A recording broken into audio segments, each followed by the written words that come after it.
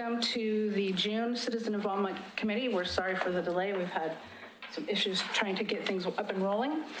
We will have Dennis do the roll call, and he's already gone around, so instead of, just to save time, we're just going to have Dennis read off who's here, if that's okay. Okay. That way we'll get it on record. Well, one You thing. read their name and they'll say here. Okay. Okay, Dennis is here. This is June 4th. Dennis is here. Linda, Here. Amy, Here. Roy, Here. Vern, Here. James, Here. Karen, Here. Michael, here. All right, thank you. I'm here too. Excuse me. Janice, we Janice. didn't notice Janice. Sorry. I didn't have a check mark there. See, that's what we're doing. Too efficient. All right, Excuse me. and first up, we have John Lewis. Welcome back, giving us an update on summer projects and general all about it. Yeah, well, I appreciate you asking. I've been to a few neighborhood meetings, so some of you are going to be bored. So if you're, want to play with your social media and electronic devices, I'll understand. But those of you that haven't heard this, I'm expecting your full attention, Vern. And I'm coming to Hillendale pretty soon, right? So Is there a test? is there a test? Well, this is always feels like a test to me because you guys ask tough questions. So maybe it is a test. I don't know. So yeah, just we did the Teddy Bear Parade this year. We haven't done that ever as far as since I've been here anyway. And so we do most of the lane closures, but we actually were in the parade this year. So that was kind of fun. And we had our mayor and your granddaughter. Right? So that was fun. So I just wanted to point out do all of you pay attention to your trail news articles? Oh, yes. Of course. Of course you do. Well, that's good because you're stewards of the city and good stewards of the city. But this brochure is already in there. I'll go through some of the projects in detail. I'm not going to go through all of them, but we've been doing this for a few years.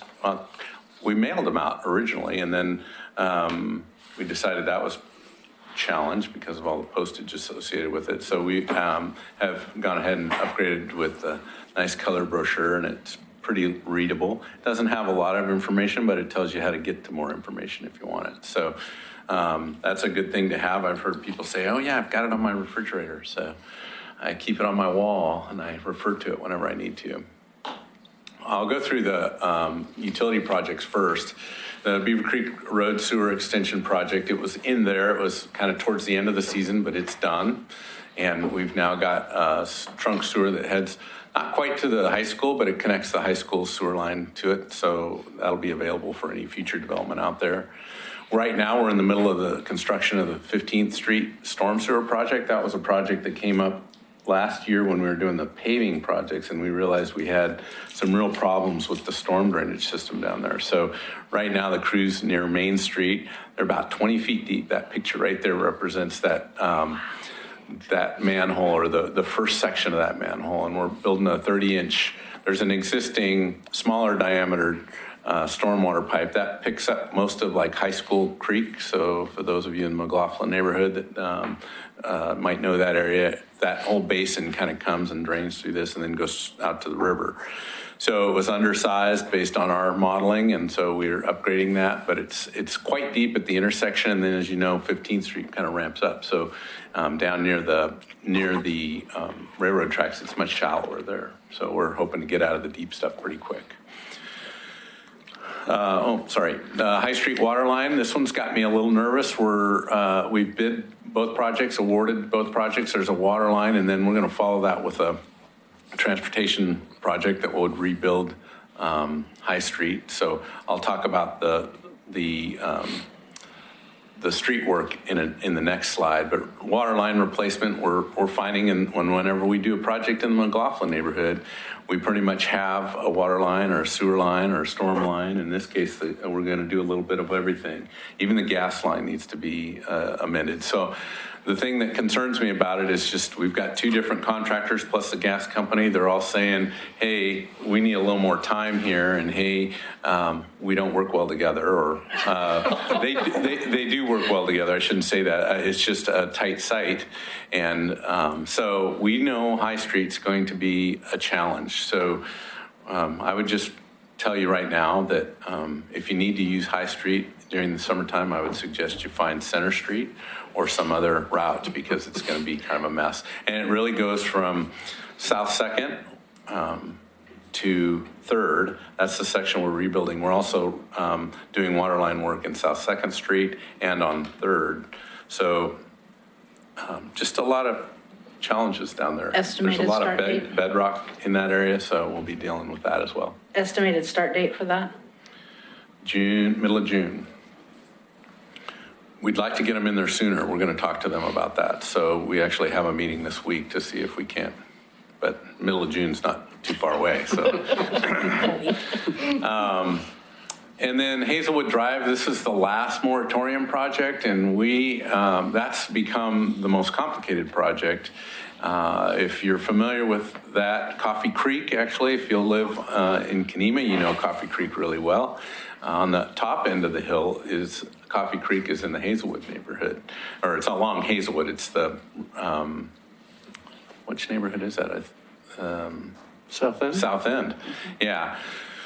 But it's the creek that goes, it's kind of originates in Chapin Park and comes down through there, and there's a sewer line that pretty much parallels most of that. And because of that creek and along the Hazelwood area, it goes behind the houses. So it was just going to be a challenge to try and rebuild that where it's at. So we're moving it out into the street, but the street in that area, the creek goes down here and the street's way up here. So it's probably 30 feet deep where we're going to be tunneling that project. So the tunneling combined with the work along the stream corridor is just a pretty big challenge. So we've been making due diligence. The consultant that we're working with has continued to ask for additional geotechnical information. And so we're doing our due diligence there. But in order to do that, I don't know if you remember, but we've gone through several public hearings on the moratorium. We got that extended through October 1st. We thought we could meet that deadline. Now I'm pretty confident we can't. So we're going to take that back to the city commission and get another extension on it. The good news about that basin is that most of it's built out. So we're not really slowing down things if people want to do something to add a bathroom or add on to their home or build a new home. All right, so just these are kind of the ones that you're usually most interested in. The reconstruction projects, again, I'm going to refer to that Trail News for all the details of that, but we've awarded the contract for that. Schedule's supposed to start mid-July, and again, the High Street project is in that list of projects, and the idea is to rebuild really High Street from South 2nd in the intersection, so the entire intersection. There'll be new ADA ramps on all four corners there. We're gonna go up 2nd Street, 1 block to Center, and then from that intersection down to 3rd and through the intersection of 3rd. And there's several curb ramps that will need to be upgraded along there. We've actually been, we included some curb extension, the neighborhood.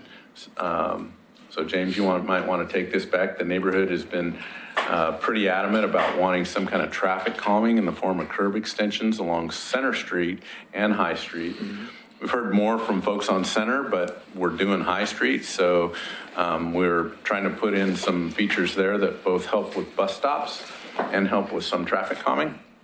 And I think Christina committed that we could get that to the that idea and get some buy-in from the Historic Review Board. But there's other projects that are in that project there's other streets that are in that project. The big one that I'm remembering is Partlow, so it's coming through a couple of your neighborhoods as well. And then Matt Bullison and his in-house paving program, those, I don't exactly recall where all those were at, but they've been down on Main Street Extension, kind of doing some things down there. They're doing a lot of crack sealing right now, getting ready for the preventative maintenance work. And so they're busy group. The 15th Street paving, we're not going to do that in-house, but once the storm sewer work is done, the contractor that we had last year, we're asking him to come back, or he's waiting to come back to finish that project. So he'll be, it's actually the same contractor that's doing this next year's project. So it's S2, so they'll be doing that. And then most of you will remember the intersection at 12th and Washington, a signal going in there. That's been a bit of a challenge because we've been waiting for PGE and some of the other utilities to get all their power lines out of the way. So that's kind of been an off and on process. They've got the foundations poured. Actually had an accident there that was a two-vehicle accident. Contractor wasn't on site, but one of the vehicles hit one of the new foundations. So imagine, those deep poles, those foundations on those are pretty deep. In this case, it happened to be one of the pedestrian button foundations, so it's not as deep. But still, once you fracture something like that, you got to pull it all out. So they're going to have to go back in there and remove that, and we're going to have to pay them for that. So but it's moving along. How's that? Malala Avenue and the Regional Flexible Funds Grant, if you remember, that was for funding from 2019 to 2021. But Metro, we're doing what they call a fund exchange with some funds that TriMet has, just to defederalize that funding so that it's a little easier for us to spend. We don't have to jump through as many hoops because it's what they call defederalized. So if it's a federalized project, there's lots of rules to how you progress through a project like that. Everything from how you hire your consultant to how you construct the job. So we're real happy about that. And Metro, we met with Metro. They're willing to let us move forward. We need an IGA with them, which we're working on, an intergovernmental agreement between the city and Metro. So we're working on that as we speak. And so we're going to get started on that project in 2018. That'll be the design work, getting all the right of way, those kind of things. We won't be turning any dirt until 2019. Then Myers Road, still well along in the design phase. We're working through right-of-way acquisition, and we've got the problem with the BPA power lines, and we're working through that issue as well. So we have a meeting scheduled later this month with BPA to find out what they're thinking, and we've been meeting with our attorney on right-of-way acquisition. So gone a little slower than I'd hope, but the good news is the community college and their project is moving forward for the new parking lot in the transit area. They're very interested in that, so their board's going to approve part of their participation in the Myers Road project is going to come through in the form of a check for the city. So that's good news. Any questions so far? Okay. We'll keep moving on. So ODOT's also busy in Oregon City or in the Oregon City area. So I haven't been out on the section of I-205 lately, but I think they're out there paving. At least that's what the noticing suggests. So between I-5 and Abernathy, they should be out there with paving machines, and I think it's all night work. So that's moving forward. Unless you're out there at night, you're probably not going to notice it. You might hear some noise from across the canyon if you're in the, up on the bluff there, but probably not much. So I did want to show a little video because this is kind of a neat thing that ODOT put together for us. And so Christina's going to try and. Oh, you watched it, didn't you, Christina? No, I didn't. Here we go. So this is just a flyover video that I think is kind of cool. There's no sound associated with it, so I'll somewhat narrate it. And Christina, I might ask you to pause it from time to time, Sure. just because it goes kind of quick. So this is, if you know the project, it's 205, and it's the widening project from really 213 interchange. They're doing some work on that kind of northbound off-ramp onto 213. And so they're going to add a lane here a through lane, and there'll be that auxiliary lane to get off, then stop it right about there. They're doing seismic upgrades to several of the bridges, including the one we just went over, which is at Main Street Extension. So they're gonna, I don't exactly know what that's gonna look like in terms of upgrades, but their intent is to do seismic upgrades to that. They're also gonna seismically upgrade the Abernathy Bridge, but at the same time, they're gonna get wider with that bridge. So they've got some pretty significant plans, and we're gonna see some pretty big impacts, particularly to John Storm Park. They need more than what they can do within their right-of-way there. So I think they're moving forward with a vote of the public on using John Storm Park. And so that's going to be an important vote for us, I think, as it comes up, because I don't know what happens if they can't get approval to do that part of it. We might have trouble. That might be another problem with widening the 205 bridge. But you can hit play again, Christina. Pretty big plans for interchange improvements. Stop right there if you can. For West Lynn, this is a concept design, so this is pretty early on. I think West Lynn and the city of Oregon City are kind of concerned about how this would really work. There's a lot of grade transition and a lot of bedrock in that intersection. Definitely needs something different than what's there today. Whether this is the right solution or not, we're not sure. But this is the one interchange that ODOT is looking pretty closely at doing a fair amount of work on. We're pushing them to also, we'd like to include some more work on 99E at that location. But both interchanges impact Oregon City. So we'll wait and see what comes on there. Oh, the other piece here is Broadway Street has a bridge over it today. It's not showing one there under this concept. And I think they've pretty much come to that conclusion. The other little piece that I forgot, hold on, Christina. Sure. Was the, so if you're coming from Oregon City, heading north on Highway 43, a lot of people use that on-ramp to get on 205. They're proposing that would go away. And the reason for that is just there's a lot of problems with transitioning between that on-ramp and people trying to get off on 99E, so that would eliminate that merge movement. So that would have serious impacts on the people that use Willamette Drive as a bypass for the freeway too. Because a lot of people, if they take away that on-ramp, a lot of people would really be unhappy with that. yeah, well, I think it's one of those scenarios where ODOT's focus is on moving 205 traffic, and they're trying to figure out a safe way to do that. And it's just, ODOT's really particular about having interchanges too close to one another, but just based on Highway 43 and Highway 99, there's no real options there. So I think they've got a good approach to that. It's just how you go about doing it. And that roundabout essentially puts them, so I don't know if you can go back at all without messing this thing up. Stop. So the roundabout would essentially take those folks that would normally hop on that on-ramp, and you'd go around the roundabout and you'd just come right up the ramp. Oh, so you actually go on to on the southbound side then? Right, Oh, right. I see. Yeah, that would be nice then. Yeah. Again, just some seismic upgrades.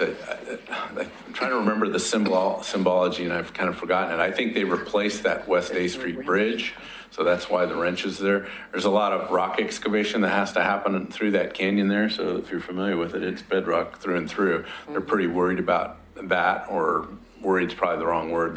They're calculating that into their construction expenses, and it's not cheap, put it that way.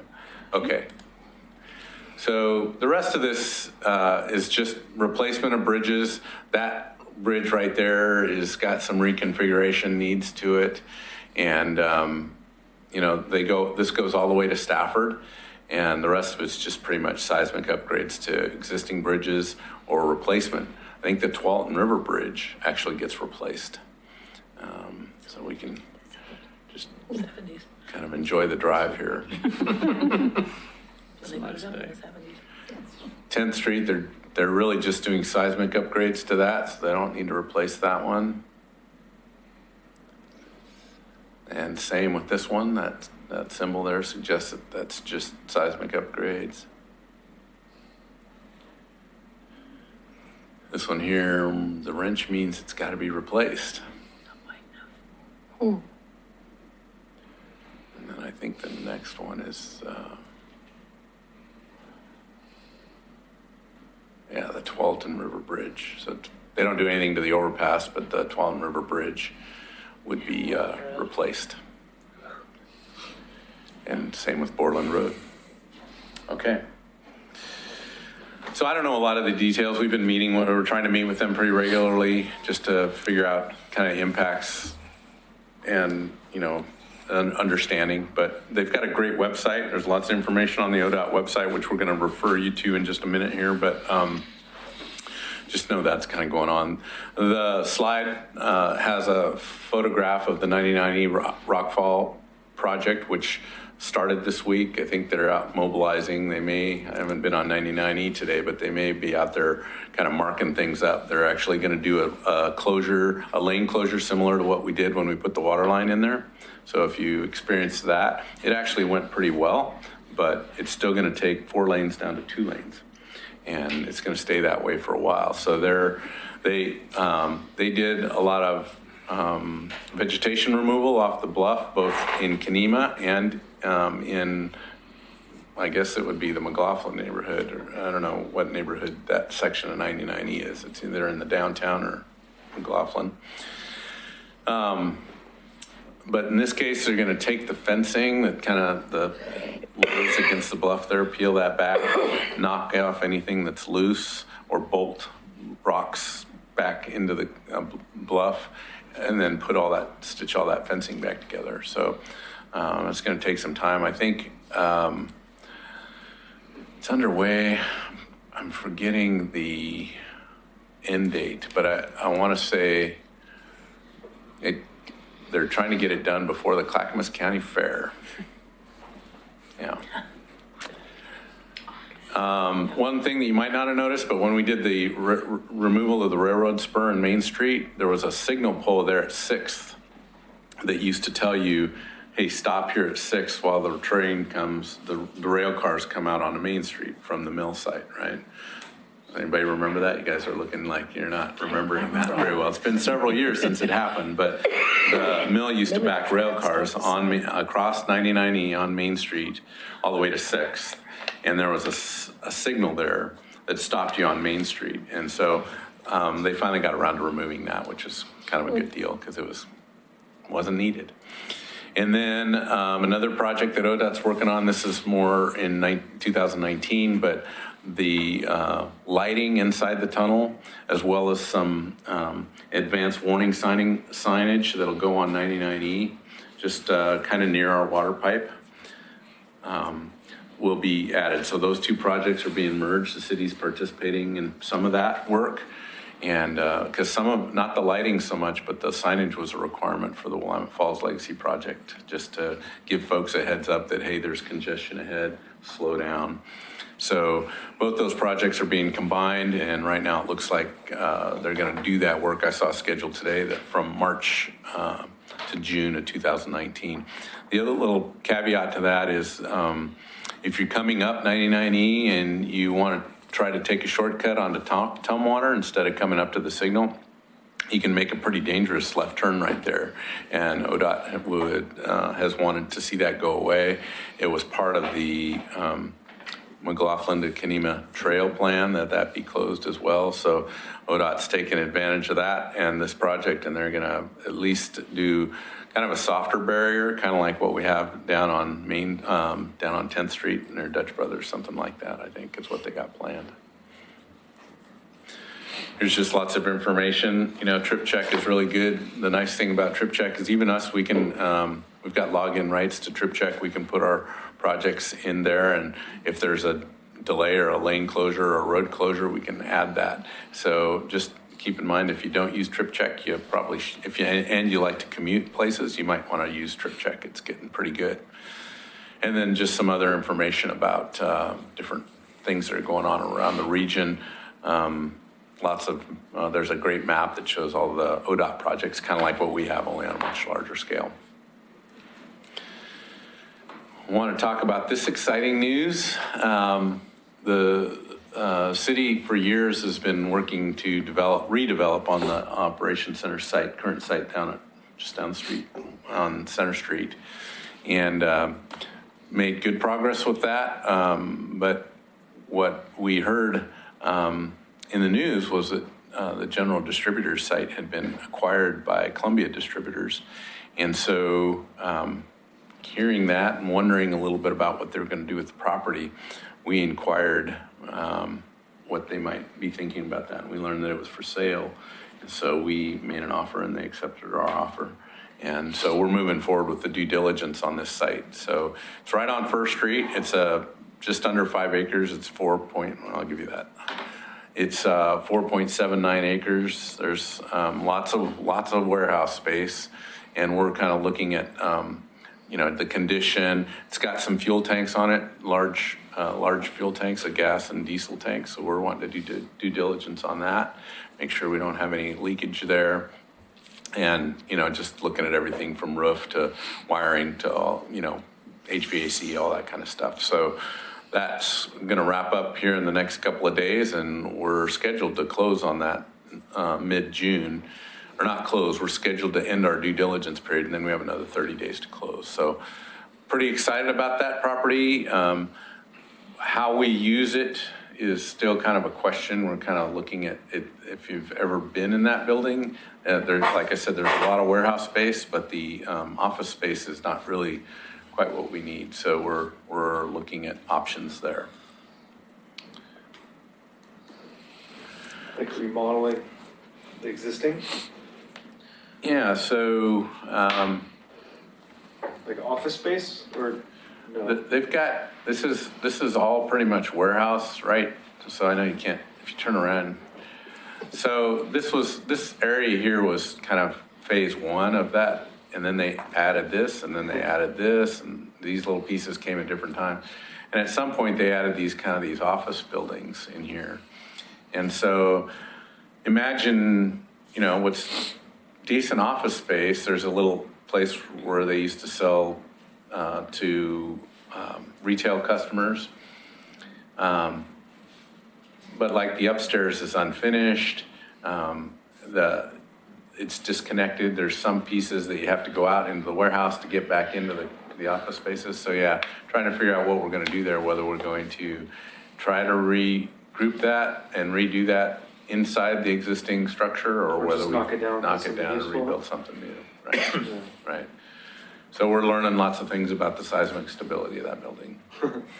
And yeah, that combined with efficiencies and, be nice to have a structure. I guess the other thing I didn't mention, so we're talking about parks operations being in this building as well. So the space needs for office space goes up quite a bit because of that. But yeah, we're still trying to figure that out. Okay. We're mostly looking right now at just kind of what's the condition of the building. Is there anything that we need to ask the sellers for? It's kind of like when you do a home inspection, only on a much larger scale. So the upper yard,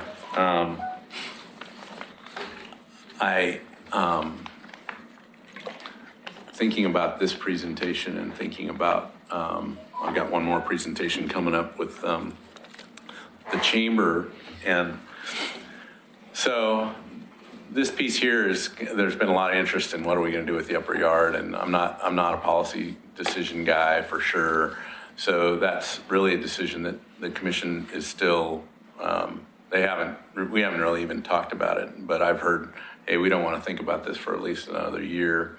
In terms of looking at our space needs, I'm pretty confident we still are going to need the upper yard, but that's debatable, and that's not necessarily my decision to make.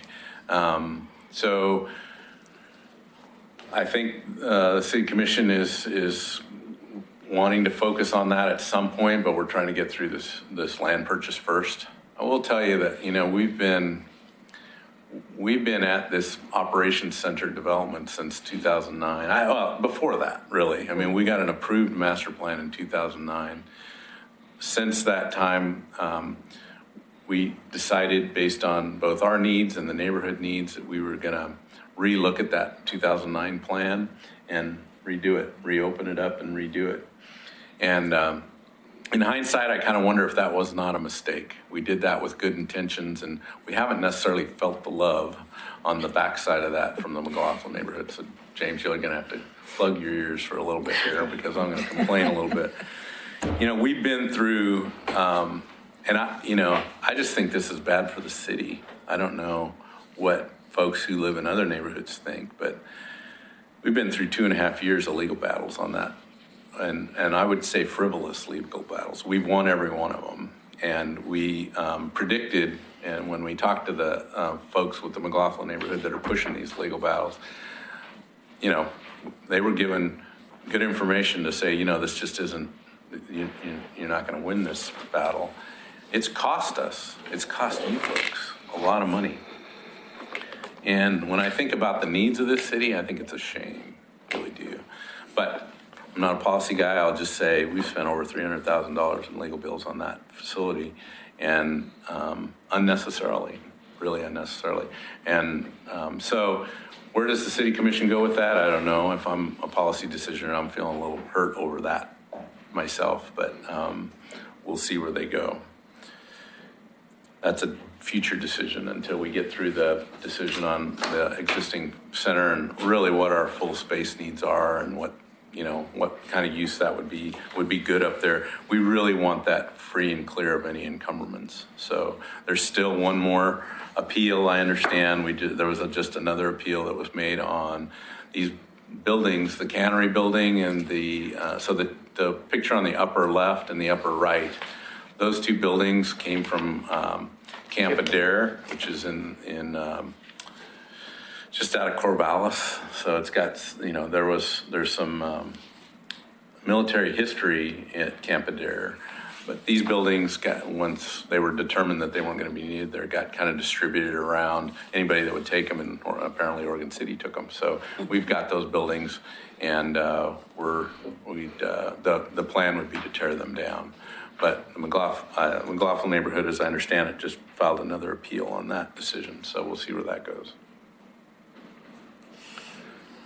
On to alternate mobility targets. Good news here, at least from my perspective, and I think Christina's perspective, we've got an approved alternate mobility target that we're now sending on to ODOT. And if you've been following that, there is a combination of allowing the way we measure congestion. It would allow for a little bit more congestion at that location, and at the same time still build some projects. Now, there's been a lot of debate about how big of projects we should build there. If you've been around the city for any length of time at all, you know at one point in time there was a grade separated interchange there.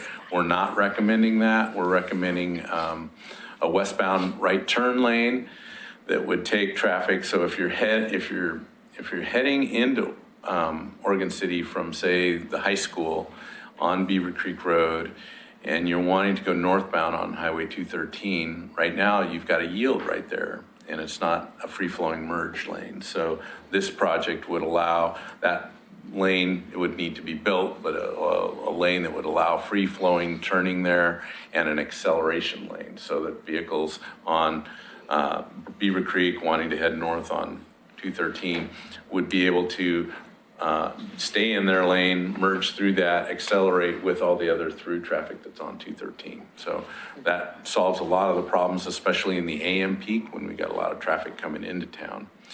And then there's some safety improvements between Beaver Creek Road and Maple Lane that we think need to happen, and there's also some sidewalk improvements that would have to happen. All of that kind of project list are projects that we've added to our transportation system plan. And so I'm going to talk about transportation STCs here in a minute, but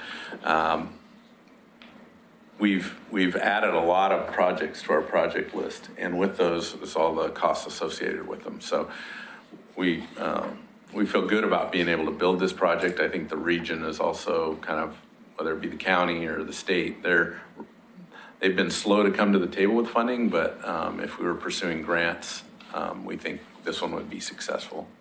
So it's been sent on to ODOT, and their staff are obligated to take it to the Oregon Transportation Commission, and we're hoping to get approval through them.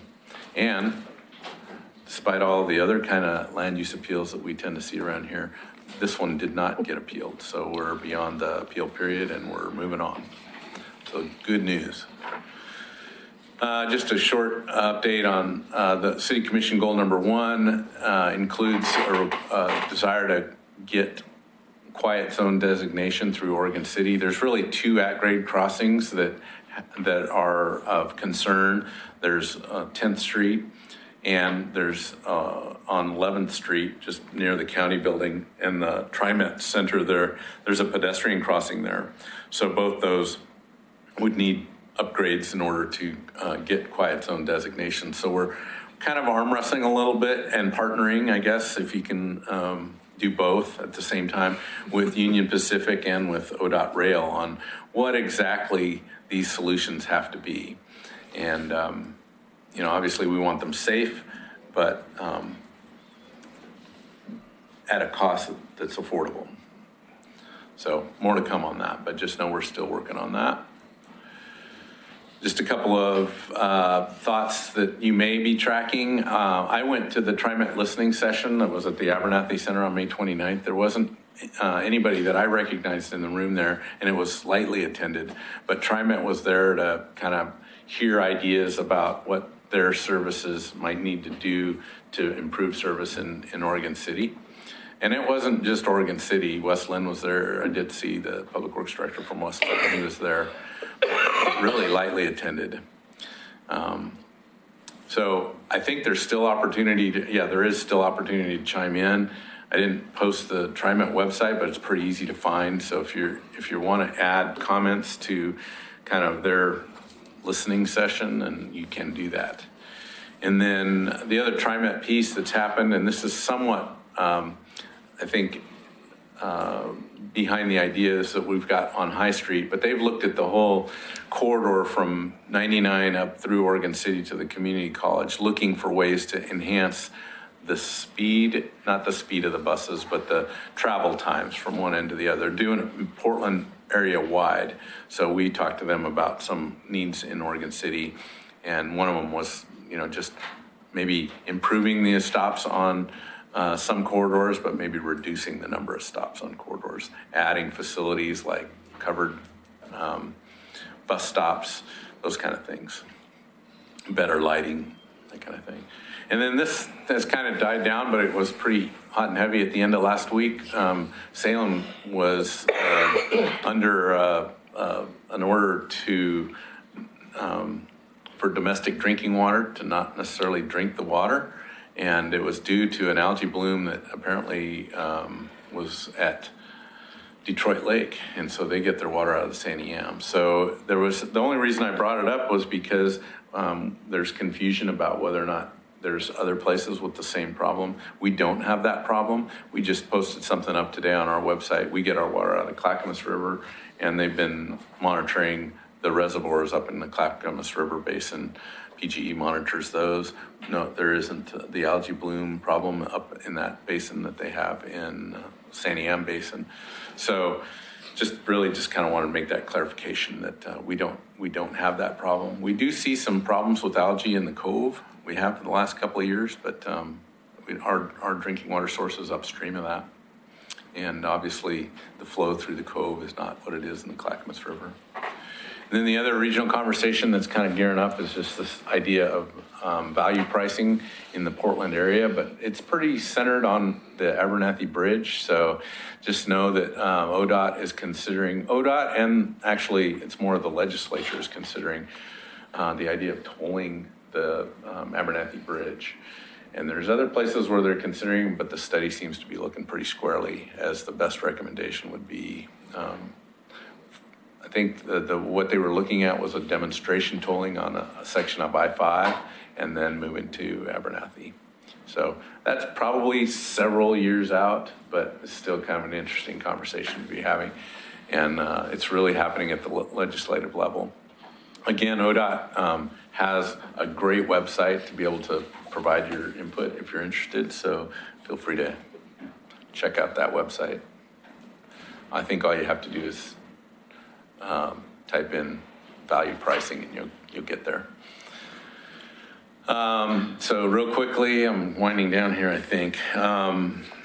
Just wanted to let you know this, you may have seen the signs. We had a website up as well, but Clackamas County Fire District, they're rebuilding the Malala Avenue Fire Station. You've probably seen that at construction. They've, there was an old ODOT signal out in front of that fire station, and it was built when, Malala Avenue was 213. And so it's been there for a long time. And when they came in and talked to us about redevelopment, one of their conditions was that they either replace that or they come up with a different solution. And they've come up with a different solution, which is to remove it. They've justified that they don't necessarily need that signal there. So we're happy with the fact that it's a piece of aged infrastructure that's really not in the best of condition, so it's going to be coming out. It'll help a little bit with some of the, right now that signal pole sits right in the middle of the sidewalk, so there's not good ADA access through there. So we're supportive of the idea of them removing it, and they've supplied sufficient engineering analysis to establish that they don't need that. So just know that that signal is bagged today. It's been covered up for several months now, and it won't be going back. I'm not going to, staffing, we're full. At this point, Public Works has got all its open positions filled, so we're happy about that. And we're busy. Folks are busy. The hard part has been dealing with some of the development review staff. That's a tough position, and we're happy to say that we've got good folks in there now, and we're going to do our best to keep them. But that was the main point of that bullet. I guess the other point is we're also gearing up with our seasonal workers, and we use seasonal. We bring on about 10 seasonal workers a year. They do everything from catch basin cleaning to crack sealing to weed whacking and all those kinds of things. So we really get a lot out of those folks. So we're happy to have them. We're also working with everybody in the city, but our permit group, whether it be building permits, planning permits, or public works permits, they're coming online first. And we're going through training all of this week, and we're supposed to go on June 18th is live date. Yeah. So that seems to be on track. So just know that if you come to get a permit, it should be better in the future. And then we had Public Works Week, which was great. We had an equipment rodeo, and we had what was considered the first Oregon State APWA Public Works Rodeo in Oregon City at the end of the Oregon Trail. We had, I think, 15 agencies from as far away as Crook County, Bend, Roseburg. They sent up at least one employee. We had 27 participants, and Martin and the gang, they put on a really, the layouts, this is just one of them, but the layouts were all handed to the state, or all, the rules and the courses all came from the National American Public Works Association. So they're going to do a national rodeo, and out of that we picked 2 candidates that would go, and the Oregon chapter sending them to the national rodeo. So pretty cool deal. It was kind of fun. Learning experience. Nobody from Oregon City. We didn't win? Won. No, I'm sorry. Oh. I was pretty disappointed in that, but guys tried hard. It was tough. It was tough skills. Just to pass along, Maple Lane, I think it's been reposted. I think it was 45 in Oregon City, and it's gone down to 40, so that's hopefully good news for some. Transportation SDCs, I mentioned that. The commission approved some transportation SDC increases that hit new residential a little harder than commercial gets hit pretty hard anyway, but I mean, the idea was to try and balance that out a little bit. We got a lot of residential development going on, not so much commercial. So what we were hearing was, hey, is there a way to kind of mitigate that a little bit? So we were able to get there. And so I didn't bring my SDC numbers Oh, wait a minute, maybe I did. I meant to. I didn't, though. I'm trying to remember, for transportation SDCs, it's just over $10,000 to build a new home for the transportation element. So that $10,000 covers really any new capacity. That's their stake at participation in any, projects that include additional lanes, additional sidewalks, all those kinds of things. All those things that are listed in our transportation funded project list in our TSP, that money goes towards. The TAC, Transportation Advisory Committee, is talking about safe routes to school, 20-mile-per-hour speed zones in Oregon City. Kenema is probably one of the first places that we'll be looking to implement that, but we're trying to go through a process, and we have to get the city commission buy-in on that. And I'm not sure that the city commission's on board with that, and I get that. So we just want to gather the data and be able to give them a good update on what that would entail. And then the Trillium Park Drive landslide, just in case you're wondering, for those of you, and I guess that's part of McLaughlin neighborhood too, James, is the Trillium Park Drive landslide is in your neighborhood. It's kind of behind the hospital there. And, we're still monitoring that. We know that there's still a deep set slide. It's still moving a little bit. So we're trying to keep the sewer line in service through there, because it's right in the slide area there. But we're not going to be opening that roadway up anytime soon. We're just going to kind of continue to see what happens there and see if we can come up with a mitigation plan. So we're actually going to hire a consultant to help us through that discussion and come up with some alternatives and some of the costs associated with that. But that's where that's at. And that's it. John, do you have any information? We got notice today from the county that there's going to be some road work out on Ferguson and Maple Lane. yeah. Yeah, they've got. Do you know if that's going to be like chip seal work or grind down? And do you have any idea? I don't know. I should know. I can get back to you with that. How do you want me to get back to you? If you would with that? email me, that would be great. I posted it on OC Chit Chat, just forwarding it to everybody, and there's some questions that have popped up on there. They say paving, but paving it can generally mean a variety of things. So I don't know exactly what they're doing, but I'll find out. The sign's got like a 3-month time period on it, so it must be pretty hefty, whatever they're doing. Yeah, that sounds more hefty than a chip seal, but I'll get you information. Any questions, other questions for John? Linda? Question on sewers. When you're going through and adding and redoing your sewer lines, the people that live along the properties who may be on what I call party lines or septic, how do you get them tied into sewer at that point? When you're going through and you'll know, maybe on 15th and older neighborhoods, there might be people who would be on a party line. Do they have to untangle that and get their own lines? Or if they would be on a septic tank, do they have to tie into the city at that point? How do you do that? Well, it depends. But so the septic tank problem, the city doesn't allow new septics or septic system repairs of sewers within 300 feet. Okay, so if there's a septic system problem and they need to get a permit to do it, they can't. They have to connect. If we're doing a sewer rehab in that area, typically, so if we're going through an area that's got an old sewer line and for whatever reason they have never connected to it, our position would be to extend the sewer to their property, inform them of that, but not necessarily force them off their septic system at that time.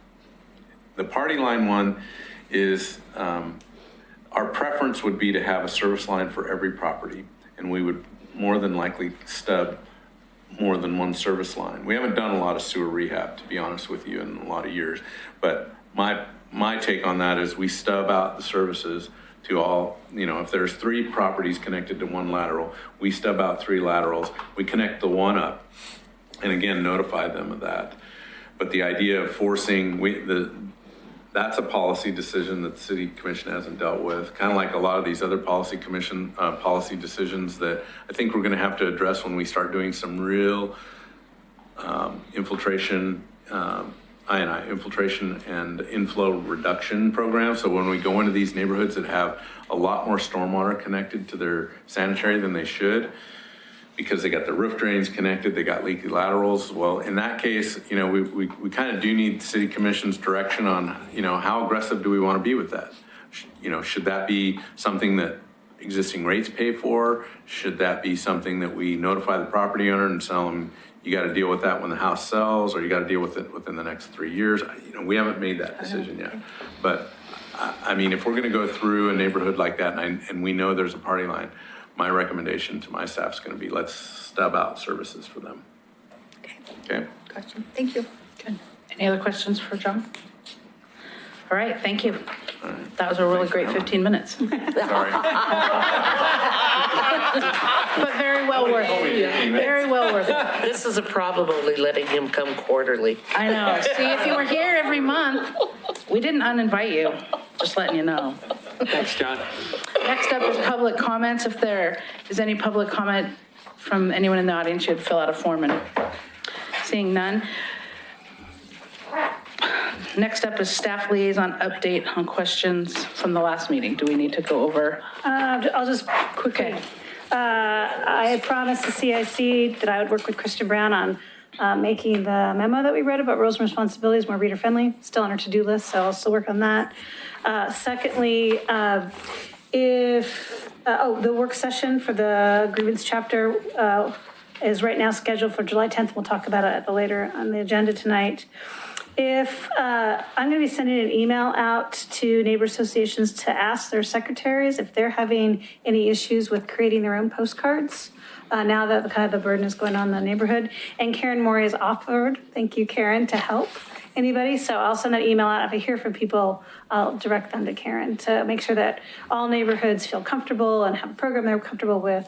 And the idea is that they just send it directly to Buell's and CC Kelsey McNall, our permit tech at Community Development, who will review the contents, make sure there's no endorsement of political issues, and then they can move forward with the printing.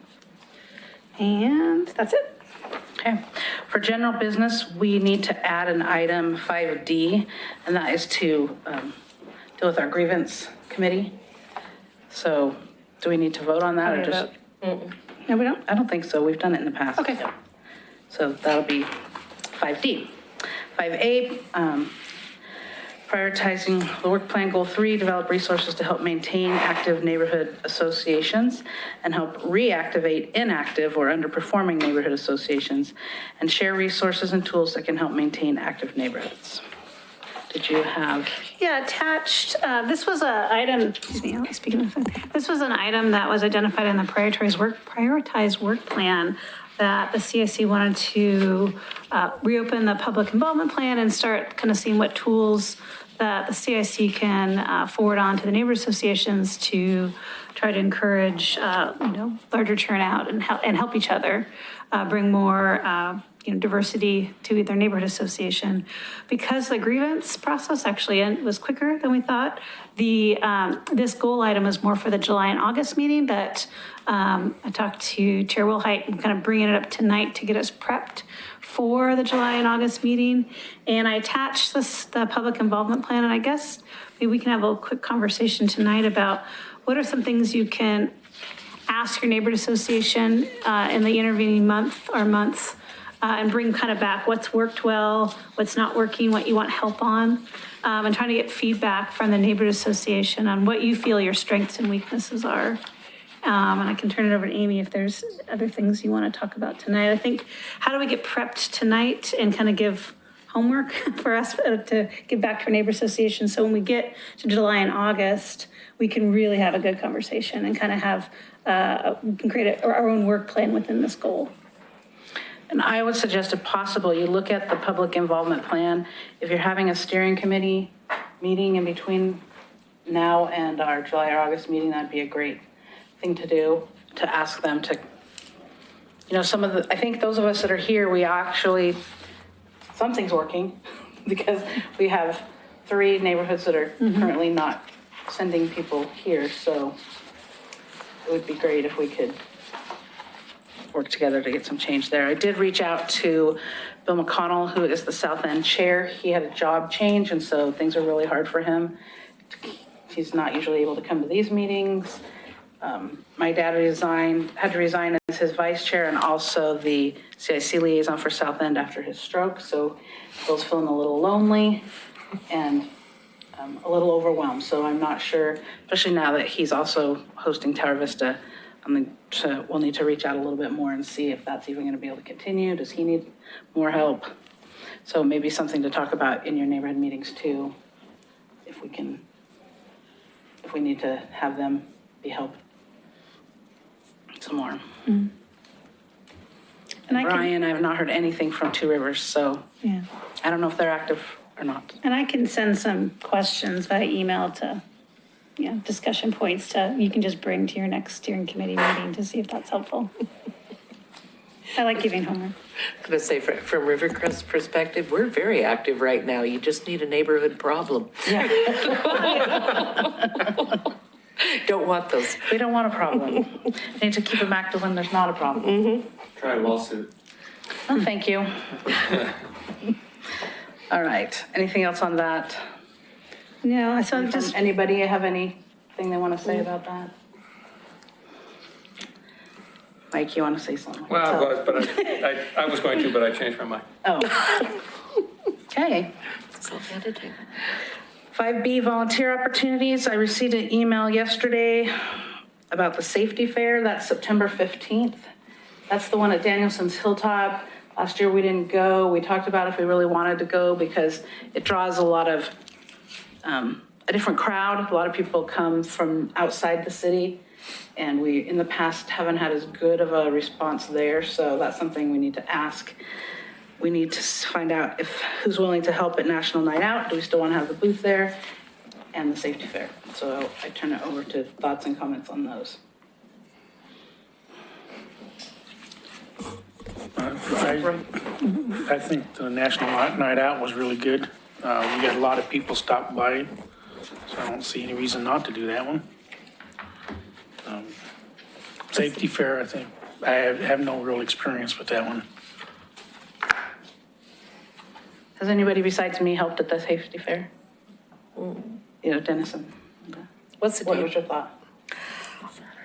It was a very busy fair, and a lot of other thing was going on in the safety fair, but I didn't feel they were coming to our booth, or we had a lot to contribute. But on the National Night Out, that's all about us. Yeah, That's, I would agree. that's okay. Okay. National Night Out is more of a priority for the neighborhood. What's the date? The National Night Out, do you have it? It's the first, usually it's the first First Tuesday in Tuesday August. of the- Tuesday of August. So 7th? That's the I 7th, think it's the 7th, yeah. because it comes in on a Wednesday. Sorry, I had the safety fair figured out. I didn't have, First Tuesday of August. Oh, wrong calendar. so do we have volunteers here that would be willing to do this National Night Out? Yeah, I would. Okay. I wish I Roy, could, but I'm Karen, not What going to night be in the is it? country. Do we know? August 7th, didn't somebody say August 7th? Monday? Yes. First Monday, Tuesday. right? No, first Tuesday. First Tuesday, August so 7th. August 7th. Yeah, it's Well, August. that would First be, Tuesday. wouldn't it be the first then? If it was this, well, I don't know, my math ain't No, good. first is a Wednesday. Okay. So usually what it involves is having someone there. We can reach out if we want to see if the Transportation Advisory Committee or Public Works wants to join us again. It's kind of nice when they do because they set up for us They and have the easy up, yeah. make it easy on us. If that's something we want to do. But usually we just need people there. I don't remember how long that lasts. Do we need shifts? We been a couple years since I've been able to go. We did 2 shifts last year. So it's like officially starts at 5:30. We did set up about 4:30. And then a mid break. Okay. And I can help with setup 5:30 again. to 8:30 are the advertised hours. Okay. Christina, could you reach out to Public Works and see Sure. if they want to join us? Yeah. And then have a sign-up sheet for our July meeting? We can Yeah. actually So who's volunteered today? I'll already. Roy and Karen. Roy and Karen, okay. I will Do you want to be there and Vern? National Night Out? Yeah. I'll volunteer. okay, Yeah, for myself, it would be easier to do the later shift because of work. I may not make it Okay. at 5:30. okay. The cooler shift. So if we go 5:30 to 7 and then 7 to 8:30.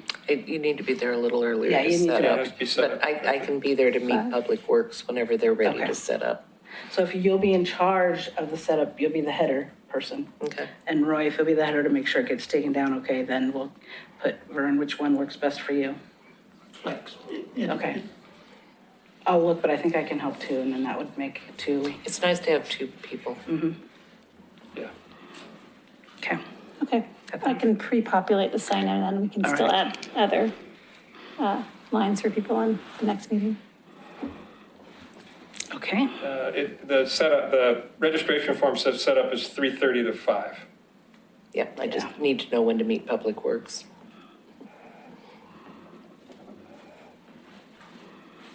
Okay.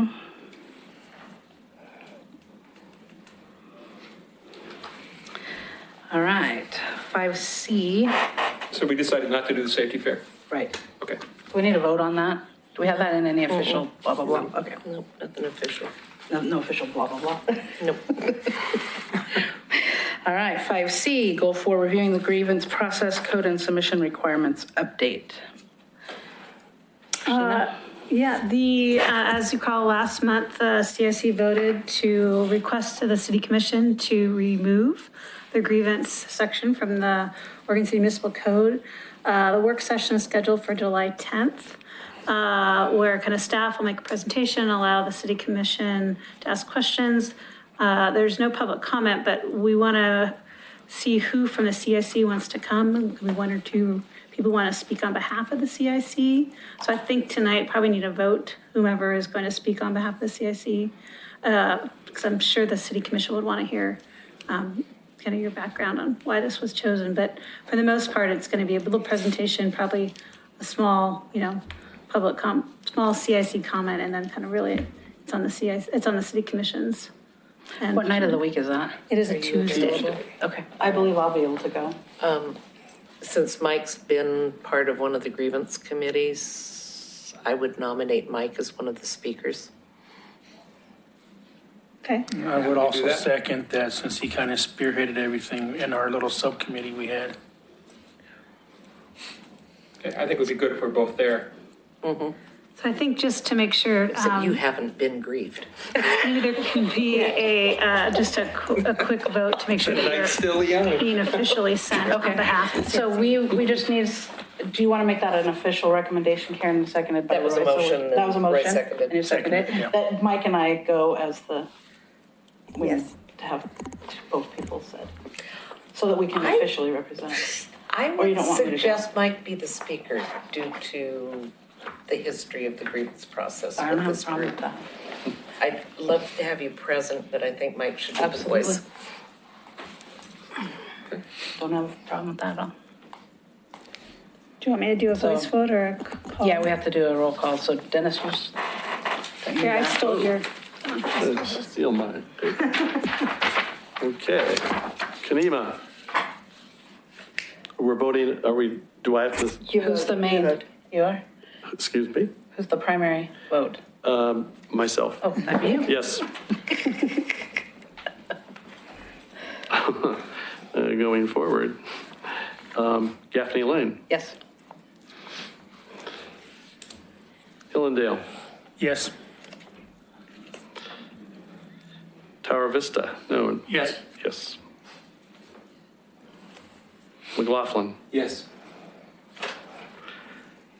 Rivercrest, Yes. Caulfield, Yes. Berkeley Hills, Yes. unanimous. all right. Okay. All right, and then our added in 5D for a grievance committee. Again, tonight, there were 5 people that were chosen in April. We didn't have enough for a quorum last meeting, and there's not enough for a quorum tonight. Looking at the members and Christina sent out a reminder, and from the, we have 2 people here tonight. The other 3 did not respond to the emails, nor are they here. So we have a concern that we're not going to ever get enough for a quorum to hold a meeting. So the thought is proposed that we disband and choose 5 more people. So thoughts, comments, we would need a motion. Right? During the, it was last month where the committee was chosen, I do know Karen Moore requested recusal. And so that would need, And so did and Janice. Janice. So that would have to happen again. Okay, I can't make a motion as a chair.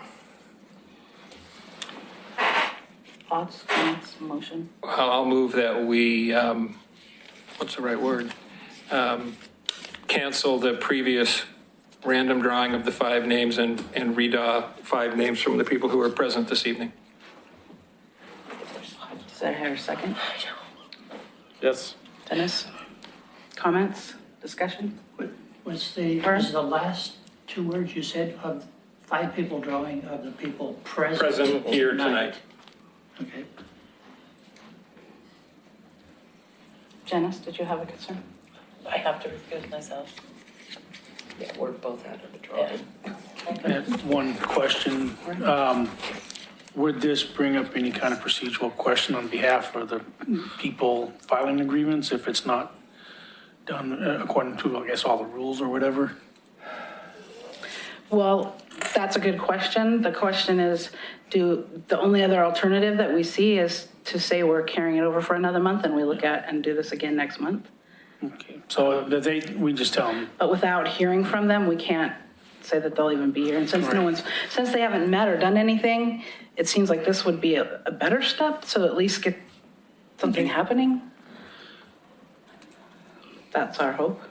And the code is a little vague about, it doesn't say from all the members, from only those present. So I think at the last meeting, we took the more conservative approach and chose members from the whole membership. But I think what I'm hearing is rather than the option of continuing, looking at actually getting a chance to form a committee, this is the viable second option. And the last time that we did hold a grievance, we did do it from the members present. If those are here, remember we had X's or on the papers, so okay. we have said that before. I do have a question if I need to recuse myself because some additional emails were sent. I don't know if they're on the record and I don't know if they just listed that I was present at the night of I don't even know if that's part of the grievance. So right now, the grievance is against the Berkeley Hills Neighborhood Association and Betty Mum and Dan Holliday and the CIC. And so the last month, the CIC made the decision not to recuse them, the whole body, and move forward. So that right now is the official request. The official grievance is against those parties. Okay. So that would be up to, They have not changed their request for Okay. adding new Okay. aggrieved people. all right, so let's take a vote. Dennis? A vote.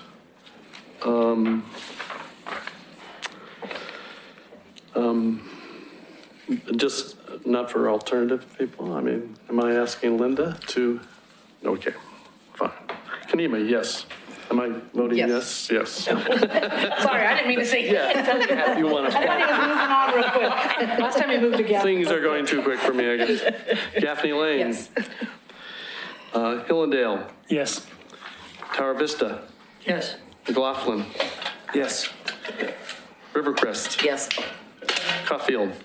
Yes. Berkeley Hills. Yes. Unanimous. Okay. All right, so there are 7 members who are not recused. There are 5 members.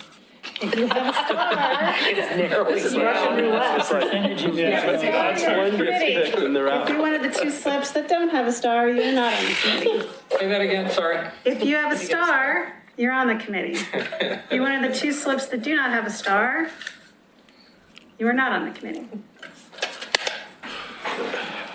how we can avoid it. Last one off the ice. You get a second chance. Immunity. Anybody have immunity idol? Is there just one? Pick one. Is it? No, he's hiding it. You can peek, James. He doesn't want to show. I can't see it. Okay. Oh, everybody's hiding it? Everybody's hiding. I know. We'll do the reveal all at once. It'll look like Las Vegas, so I'll be peeking at our whole card here. No facial tells. Start bidding at 20. So what are the odds? Can I erase that? Well, you gave that one away. I know. Okay, get whatever it is. Okay, group reveal. All right, reveal. Oh, Roy got Look at lucky. Roy. Vern, Roy scored. James. Oh, nice. You got out of it? Yeah. So Vern, are you hiding This a star? redrawing was a great idea. There you There's an go. X. Okay, so we have Is that Roy, that means you're on it. Roy and Vern. No, Roy's Oh, no, you and James didn't. Okay, Yes. sorry. So Vern and Linda and Mike and Amy and Dennis. You scored. Okay, Second time around. so we will meet directly after this. I might keep this, Meeting. might be my lucky. I never win in. Round table. This is what I This month, I'm gonna start with Tony. The last couple times we've started over here, so welcome to the meeting, Tony. We talked a little bit about a lot of the work that's going on 205, so the I-205 widening and seismic improvements. So there's an open house scheduled for Tuesday, June 5th, so tomorrow, over at West Lynn from 5 to 7 at the Adult Community Center at 1180 Rosemont Road. Then there's also one on Wednesday, 6/6, so the next day, so Wednesday of this week at the Tumwater Room at the Museum of the Oregon Territory, just down here at 211 Tumwater Street. That's from 5 to 7 also, so that open house will be going on. John talked about the Rockfall Improvement Project. They're out there putting up some of the detour signs and information signage today. Expect that to start next week. The Ermitinger House grand opening is scheduled for Saturday, July 7th from 12 to 4 p.m. So you can come out and you have that flyers on your desk, on your dais there. And then just an update on the Willamette Falls Legacy Project. So Mr. Heideggerkin had owed some outstanding utility bills to the city, back taxes to Clackamas County, and he owed some funds to Metro that were required as part of the easement. So he has come square on the utilities, a majority of the county taxes, and then the partners group, which are the elected officials from the 4 public agencies, did direct staff to go ahead and move ahead with submitting one of the first permits we need is an Army Corps of Engineers permit for the work that we'll be doing along the riverfront. So we did submit that permit about 2 or 3 weeks ago. Probably, 8 to 12 month process, I would imagine. And so for the time being, it'll probably be pretty quiet as we're just kind of doing things behind the scenes, working with what we can do with some of the brownfields work that we have, looking at some of the environmental issues on the site. So excited to get that moving, keep that project on track. That's all that I have for tonight. All right, well, Thank you, Christina. I have a lot of flyers too. So DPave, can you dig it, is coming. La Tourette's Army is sponsoring it. They received a grant this last year, and they're starting their DPave project, and it's this Saturday, June 9th, from 10 a.m. to 2 p.m. at Latterett Park. They're going to be taking up asphalt. So if you want to help or just cheerlead them as you drive down, it's happening this weekend on Saturday, June 9th, so please pass it around. Oregon City is helping to celebrate 175th anniversary of the Oregon Trail. It's happening this summer. Let's see, it's on the our main event is Friday, June 22nd and Saturday, June 23rd. And I know there's some other events happening this summer as well. If you want to keep involved, the best way I've heard is to follow them on Facebook. So their information's on the bottom. You can kind of see what, there's going to be concerts. The Optimist Club is doing a dinner. So there's lots of different activities, but this is more of a keep an eye on it as we move forward. local author fairs coming to our library. I heard we may have an author in this room who may be here. I actually didn't end up in the biographies, but I will be there with the table. So I heard there's a PALS gift certificate raffle, and the authors will be there for book purchasing and signing of their books. And there are all different kinds of authors, children's books authors, young adult, Fiction, fiction, history, crime, mystery. So come to the library. Let's see. We also have we have a speaker, Dr. Scott Burns. If you know him, he is a geologist who is an emeritus professor at PSU. He'll be speaking to our planning commission on June 11th at 6:15 here. And you're more than welcome to come and sit in the audience to learn about geological hazards and how we can protect our property, both on a private level and a public level. And it'll also be available to watch on streaming video after, because it's a planning commission work session.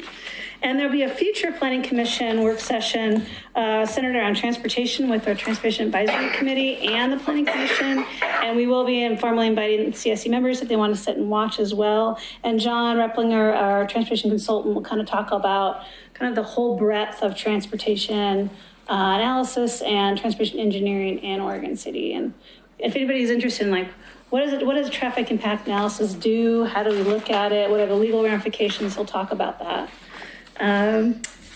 For my to-do list, I will send John's PowerPoint to this group. There was a comment about the TriMet's listening session. I'll find that website link. If there's anything else, the two things I heard out of John's presentation. So if there's anything else, I can write it down. Not for those, but the National Night Out. Oh, I can write National Night Out. Finding out if Public Works wants to join with us.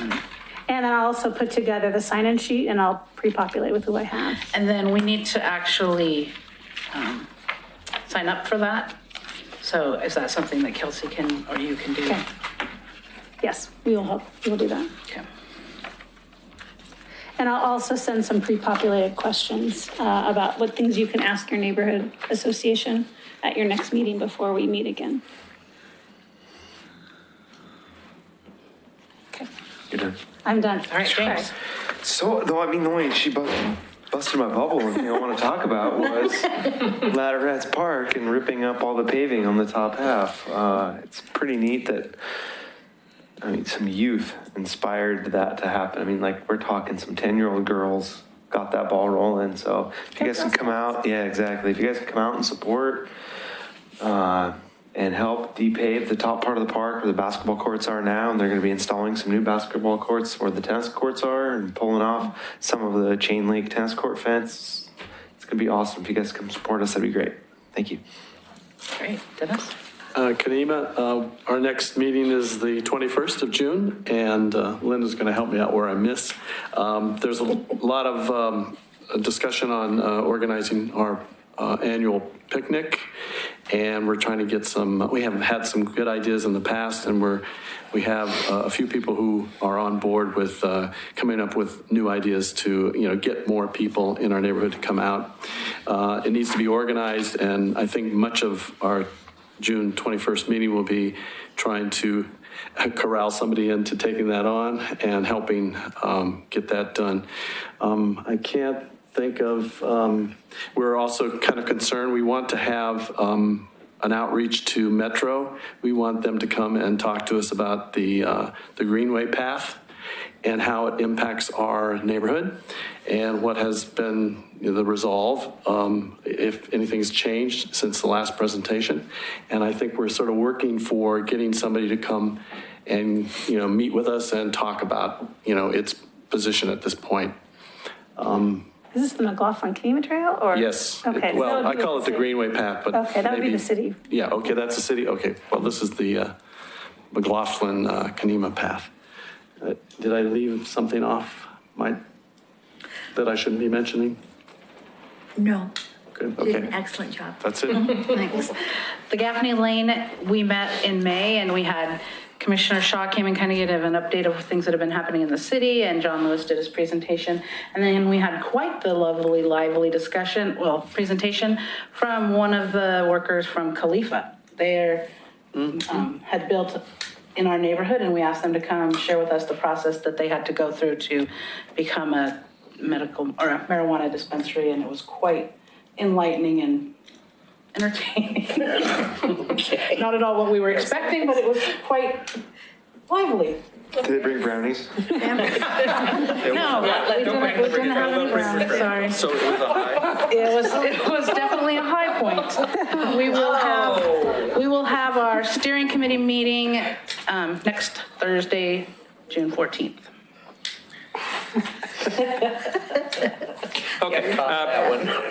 Caulfield, we had our general meeting last week, and we heard two proposals. One, a very small land use issue, basically taking where there's one existing home on a large lot that's on a corner lot, and they're basically going to put one house alongside it on one street and one house alongside it on the other street, and it really kind of, it's nice because it kind of finishes off the neighborhood. It'll make a connection to sidewalk. This is on the corner of Holly Lane and, Maple Lane, and I can't remember the name of the other street. But anyway, it basically completes the sidewalk and kind of completes the subdivision. It kind of sort of fills in the gap. So our group voted to support that. We also heard from Wes Rogers, the operations manager of the school district, about the school district's bond measure plans, which are not finalized yet. I think they're leaning toward having something on the November ballot, but that they have not, the school board has not yet made a final decision. They're not up against their deadline yet to make that decision. But it's a pretty substantial bond that they're talking about for 2 new middle schools and repurposing the 2 middle school building, or repurposing one and tearing one down, I think. And also safety and security improvements at every school. That's what they're looking at. Okay, Rivercrest rerun. Our next meeting's Thursday, June 21st. And we'll have the chief band and John Lewis and Phil Lewis updating us on what's being done at Creedon Promenade. And just a little humor off of something that John said. We had a presentation at PRAC on the widening of the Abernathy Bridge. The intention is to widen the uprights, and they're actually apparently planning to split the freeway, move one lane out and build a new lane. In order to do that, the upright on this side will protrude out over John Storm Park 30 feet above the ground. But even though it's 30 feet above the ground, we need a vote because it's a charter park and it's obtruding onto park property. So if anyone's 30 feet high and is tall and is concerned about this, it's going to be an odd and interesting issue to deal with. But that's the obtrusion onto John Storm Park. Right, Janice? All right, Berkeley Hills, we had a really good meeting last month. Yay. Things went really well. Walt came and talked to us about planning, and that went really, really well. We had some people in talking about building a building on Malala Avenue, and, like they have to do their presentation. And we will have a steering committee meeting on the 12th. So what's going on with us? Thank you. Linda? Pass. Vern? I'll pass. Pass it to Roy. Roy? Okay, since the last CIC meeting, we have not had a neighborhood meeting because of just the way the calendar worked out. Our actual steering meeting is tomorrow night. We will have our next general meeting on July 10th at Hillendale Park. It's when we have our little kind of picnic meeting. We get usually much better attendance. John Lewis is scheduled to give this presentation, probably the one we just saw tonight there. And we're going to have a presentation by a person representing a county building in our area. And I forgot to print out the email, so I can't remember exactly where it's at, but it's something to do with the county. Is it the extension office? Extension building? The extension, yeah. It's on, Yeah. Okay. And then the only other thing would be I am definitely interested in getting some assistance on the mailers. I had sent an email to Buell's requesting if there was any other format than publisher that could be used, but it came back as undeliverable, so I don't know if I typed it in wrong or something else, so. But at our meeting tomorrow night, I'll check with Will and Joyce. They may actually have something like that on their computer. If not, I'll need to find some kind of alternative to do our cards. Yeah, and Roy, if you don't, just send it to me and I'll work with you on what you do have available. Okay. I've got different varieties of software we can work with. And I have Buell's correct address because I just sent them something to print. Okay. Anything else for, Good in the work. all right, with that, we are adjourned. Remember to stay for the grievance committee. So I was going to say, James, Janice,